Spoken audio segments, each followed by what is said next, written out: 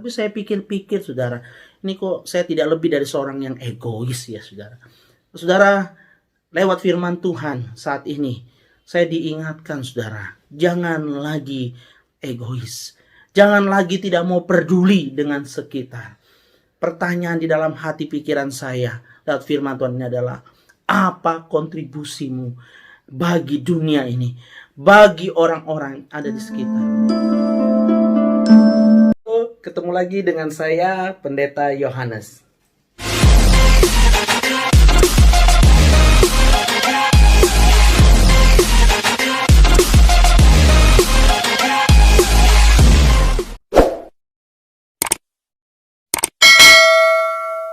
Mari kita dengarkan dulu bersama-sama satu pujian yang akan memberkati kita sekalian.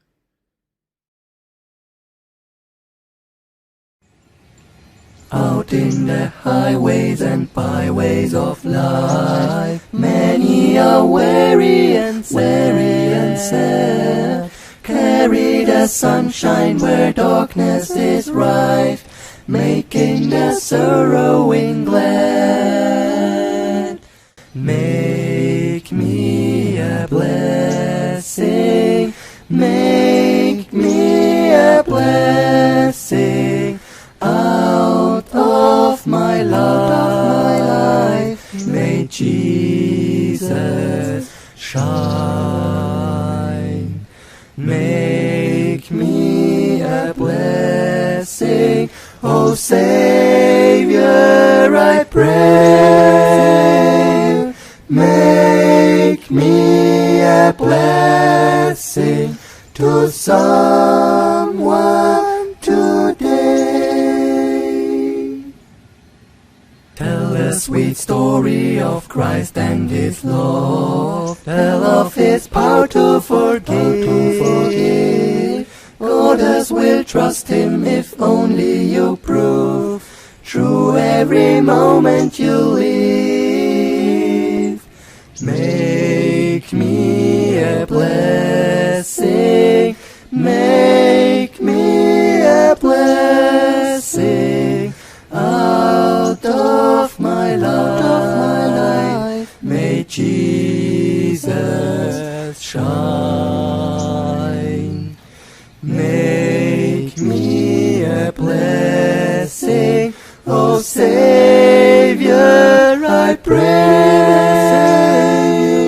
Make me a blessing to someone today. Give as was given to you in your need. Love as the Master loved you. Be to the helpless a helper indeed. Unto your mission be true. Make me a blessing, make me a blessing. Out of my life, may Jesus shine. Make me a blessing, O Savior, I pray.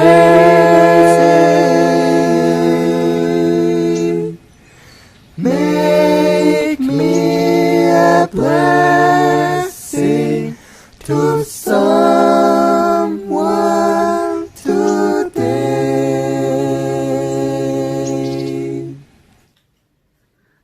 Saudara, bacaan kita diambil dari Yeremia 29 ayatnya yang ke-7.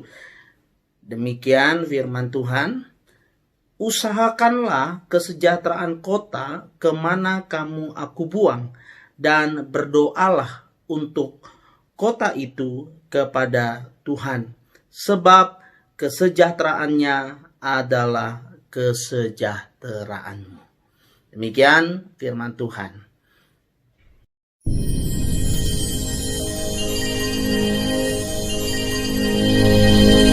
Saudara, lewat firman Tuhan yang dibaca hari ini saya mendapatkan dua hal, saudara. Yang pertama, saya diingatkan oleh Tuhan, saudara. Kalau saya ingin menjadi berkat bagi orang-orang yang ada di sekitar saya, bagi bangsa dan negara, keluarga, gereja, atau masyarakat di mana saya berada, maka saya harus berkontribusi, bukan hanya dengan kata-kata, tetapi juga dengan tindakan. Bukan hanya dengan keprihatinan, tetapi solusi nyata yang bisa dirasakan langsung oleh orang-orang yang ada di sekitar saya. Yang kedua, Tuhan ingatkan saya untuk senantiasa mendoakan akan segala hal yang menjadi pergumulan daripada orang-orang yang ada di sekitar saya, baik bangsa dan negara, keluarga, gereja, ataupun masyarakat di mana saya berada. Saudara, sama seperti bangsa Israel yang pada waktu itu berada dalam pembuangan, Nabi Yeremia membawa berita bahwa Tuhan akan memulihkan mereka, memerdekakan mereka, melepaskan mereka dari posisi mereka sebagai seorang atau sebagai bangsa yang ditawan. Nah, saudara, dengan mendengarkan akan berita anugerah ini, maka Tuhan memerintahkan kepada mereka supaya mereka tetap mengerjakan panggilan mereka untuk bersaksi bagi nama Tuhan, yaitu dengan memberikan kontribusi yang terbaik bagi kota di mana mereka tinggal, mengerjakan kesejahteraan bagi kota di mana mereka berada. Sekalipun mereka sebagai seorang tawanan atau sebagai umat yang ditawan, mereka tetap harus mengerjakan akan panggilan mereka untuk bisa menjadi berkat, berkontribusi dengan nyata bagi orang-orang yang ada di sekitar mereka, bagi kota di mana mereka berada, dengan bekerja sebaik-baiknya, dengan memberikan pemikiran yang terbaik untuk pengembangan kota, untuk kemajuan ekonomi, politik, keamanan daripada kota itu. Nah, saudara, Tuhan mau supaya mereka mengerjakan semuanya itu. Di dalam berita anugerah yang mereka terima, Tuhan mau mereka bukan saja hanya ongkang-ongkang kaki, mereka menunggu sampai waktunya dengan bermalas-malasan, bahkan kalau bisa berlaku angkuh, sombong, dengan mengatakan kepada bangsa itu bahwa kami akan dimerdekakan, dibebaskan. Tidak demikian, saudara. Mereka harus mengerjakan kesejahteraan kota itu. Yang kedua, Tuhan juga mau mereka membawa persoalan-persoalan bangsa dan negara yang menawan mereka kepada Tuhan, saudara. Nah, saudara, ini bukan suatu hal yang mudah. Sebagai seorang tawanan yang dijajah, saudara, tentu apa yang bisa mereka sampaikan kepada Tuhan adalah keluhan, seruan, bahkan kalau bisa doa untuk penghukuman bagi bangsa yang menjajah dan menawan mereka. Tapi Tuhan mau supaya mereka mendoakan bangsa itu. Saudara, yang menarik kata yang dipakai untuk berdoa atau orang yang berdoa di dalam bagian ini, saudara, adalah kata yang dipakai yang dikenakan untuk hakim, saudara. Tapi pengertiannya bukan hakim yang menghakimi, saudara.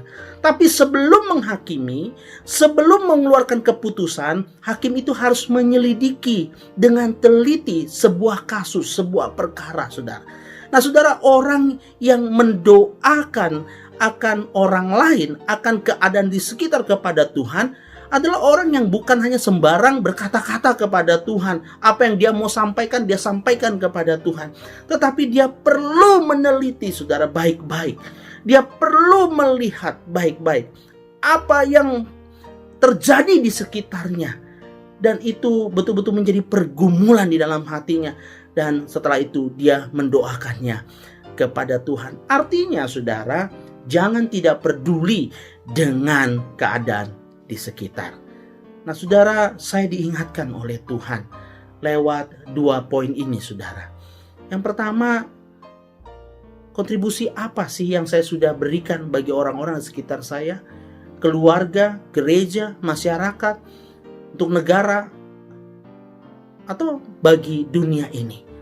Saudara, seringkali ketika saya melihat hal-hal yang terjadi di sekitar saya hanya prihatin. Saya hanya berkata, oh begitu beratnya, begitu susahnya. Tapi saudara, pada kenyataannya tidak ada hal apapun yang saya lakukan saudara untuk menolong orang lain atau kota saya atau negara saya untuk bisa keluar dari permasalahan itu. Ya sekalipun mungkin saya berpikir saya bisa apa sih, tetapi seharusnya saya mulai pikir-pikir lagi, saya harusnya berkata apa yang saya bisa lakukan. Bukan masalah kecil atau besarnya. Yang kedua saudara, saya diingatkan untuk terus berdoa, melihat keadaan di sekitar. Kalaupun saya tidak bisa melakukan ini dan itu, setidaknya Tuhan mau saya berkontribusi untuk berdoa bagi segala keadaan di sekitar saya. Saudara-saudara sekalian, ini yang saya dapat dari firman Tuhan yang saya renungkan pada saat ini, pada hari ini. Bagaimana dengan saudara? Apa yang saudara dapatkan? Apa yang saudara terima sebagai berkat firman Tuhan?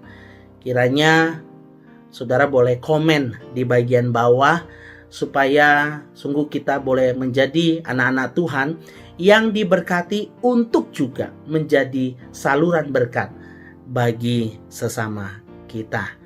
Tuhan Yesus memberkati kita sekalian. Amin.